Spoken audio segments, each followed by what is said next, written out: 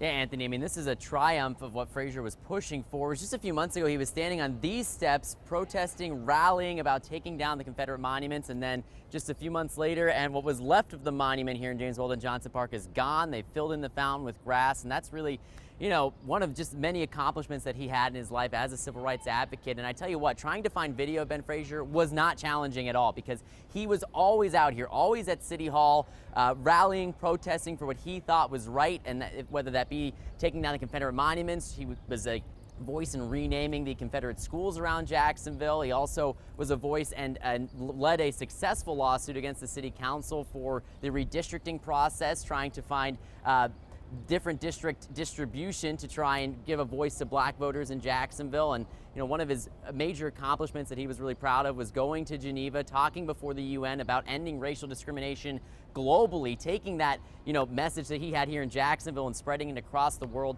I talked with Earl Johnson Jr., whose father represented Martin Luther King Jr., was a mentor in and of himself to Ben Frazier, and he mentioned that Ben had a lasting impact on him, a civil rights advocate himself, trying to push for change, and that's something that he will continue doing in Ben's memory. I will dearly miss Ben and his deep baritone, commanding voice, his sense of purpose, and his clear understanding of what needed to be done.